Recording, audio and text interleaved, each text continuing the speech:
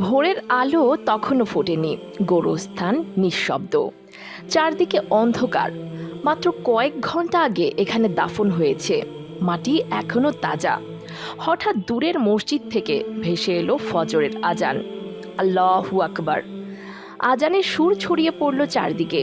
আর ঠিক সেই মুহূর্তে সেই তাজা কবরের মাটি নড়ে উঠল।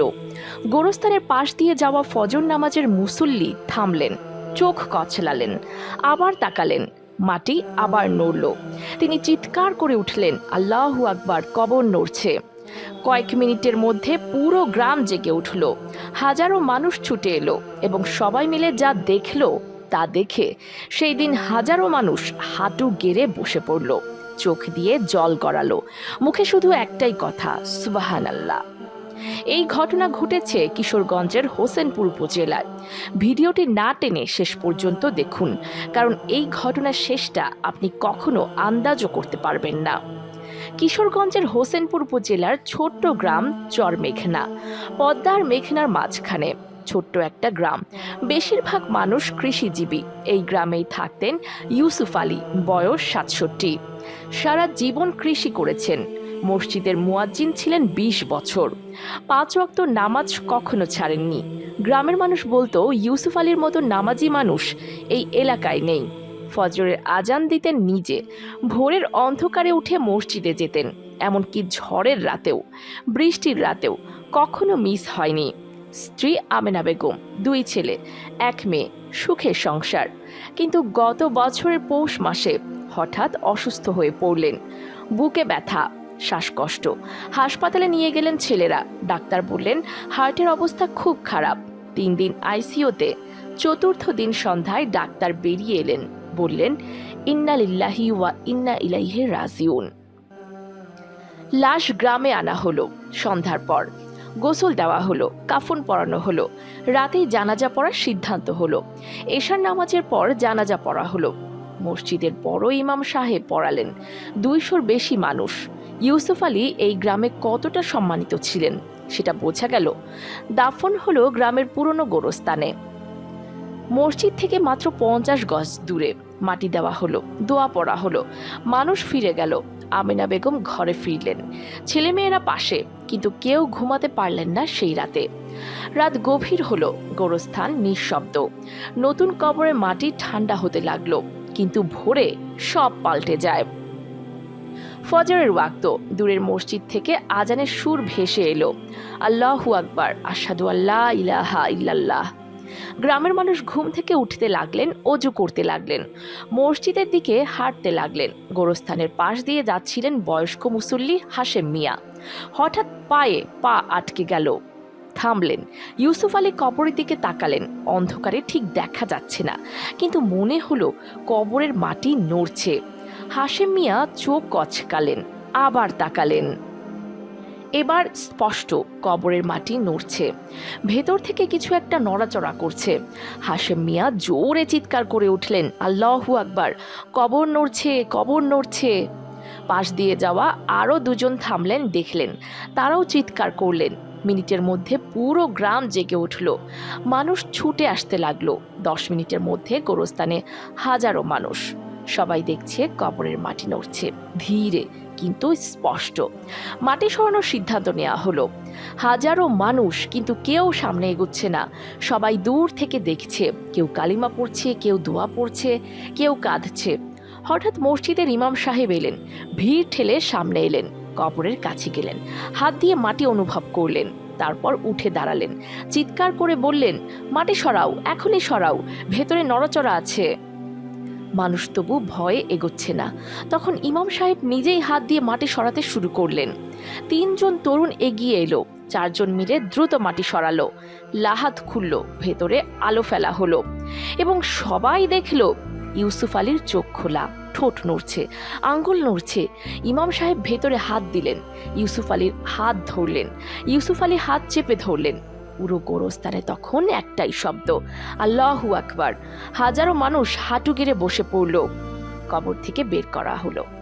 দ্রুত ইউসুফ আলীকে বের করা হলো। কাফনের কাপড়ে মোড়া, শ্বাস নিচ্ছেন দুর্বল কিন্তু জীবিত। কেউ দৌড়ে গেল আমেনা বেগমের বাড়িতে, দরজায় ধাক্কা দিল। ভাবি ভাবি, আপনার স্বামী বেঁচে আছেন। আমেনা বেগম প্রথমে বিশ্বাস করলেন না। কি বলছো পাগলের মতো, কাল রাতেই তো দাফন হয়েছে। যাও, ভুল কথা বলো না। কিন্তু লোকটা কাঁদতে কাঁদতে বলল, ভাবি সত্যি বলছি, আসেন। আমেনা বেগম ছুটলেন, গোরস্থানে এলেন, ভিড় ঠেলে সামনে এলেন এবং দেখলেন স্বামী শুয়ে আছেন, চোখ খোলা। তাকে দেখে ঠোঁটে হালকা কাঁপন। আমেনা বেগম স্বামীর পাশে বসে পড়লেন, হাত ধরলেন, শুধু বললেন, আল্লাহ। এর বেশি কিছু আর তিনি বলতে পারলেন না। গলা বুজে এলো। ইউসুফ আলীকে দ্রুত হাসপাতালে নিয়ে যাওয়া হলো। ডাক্তার পরীক্ষা করলেন, রিপোর্ট দেখলেন, মাথা নাড়লেন, বললেন, এই মানুষ কিভাবে বেঁচে আছেন আমি বলতে পারবো না। হার্টের অবস্থা এখনো খুব খারাপ, কিন্তু শ্বাস চলছে, নাড়ি আছে। এটা চিকিৎসা বিজ্ঞানের বাইরে। পরে জানা গেল ইউসুফ আলী ডিপ কোমায় চলে গিয়েছিলেন। ডাক্তার মৃত ঘোষণা করেছিলেন, কিন্তু ভেতরে ভেতরে তিনি বেঁচে ছিলেন।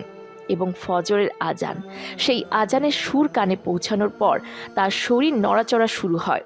ডাক্তার বলেন, বিজ্ঞানের ব্যাখ্যা আছে, কিন্তু গ্রামের মানুষ বলে, বিজ্ঞান যাই বলুক, 20 বছরের মুয়াজ্জিন যিনি কখনো ফজরের আজান মিস করেননি, তাকে কবর থেকে ডেকে তুললেন আল্লাহ ফজরের আজান দিয়ে। 3 সপ্তাহ হাসপাতালে, তারপর বাড়ি ফিরলেন ইউসুফ আলী। গ্রামের মানুষ এসেছে দেখতে। সবাই জিজ্ঞেস করছে, কবরে কি টের পাচ্ছিলেন?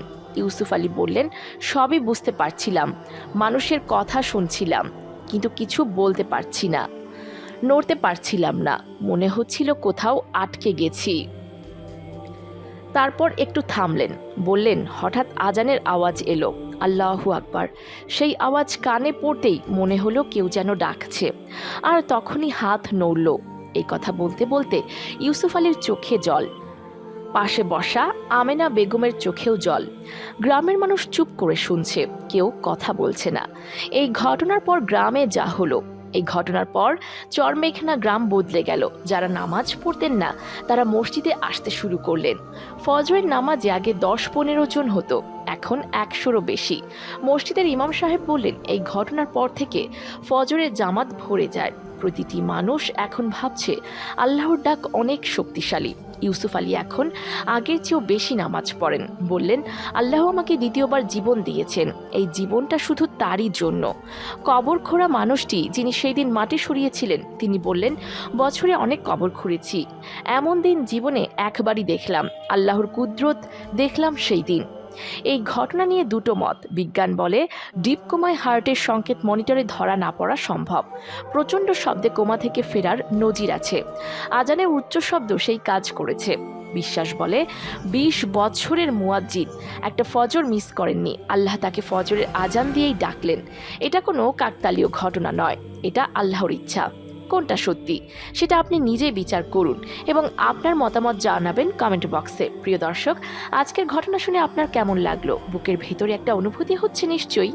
এখন আপনাদের জন্য কিছু প্রশ্ন। প্রথম প্রশ্ন, আপনি কি বিশ্বাস করেন এটা আল্লাহর কুদরত, নাকি বিজ্ঞানের ব্যাখ্যায় বিশ্বাস করেন? দ্বিতীয় প্রশ্ন, ইউসুফ আলী 20 বছর ফজরের আজান মিস করেননি, আপনি কি নিয়মিত ফজরের নামাজ পড়েন? তৃতীয় প্রশ্ন, আপনার জীবনে কি এমন কোনো ঘটনা ঘটেছে যেটা বিজ্ঞান দিয়ে ব্যাখ্যা করতে পারেননি? চতুর্থ প্রশ্ন, এই ঘটনা জানার পর আপনি কি আজ থেকে ফজরের নামাজ পড়বেন? এই শপথ করে কমেন্টে ইয়েস লিখুন, কারণ এই প্রশ্নগুলোর উত্তর শুধু আপনার জন্য নয়, হাজার হাজার লাখ লাখ মানুষ এই ভিডিও দেখছে।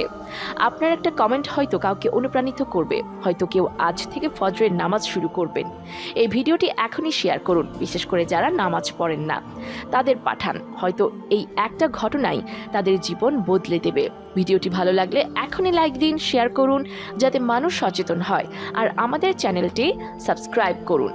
আরও এমন বাস্তব ঘটনা নিয়ে আমরা আপনাদের কাছে আসব পরের কোনো এক ভিডিওটিতে, তাই বেল বাটনটি ক্লিক করে রাখুন, সাথে সাথে সকল আপডেট সবার আগে পেতে। আল্লাহ হাফেজ।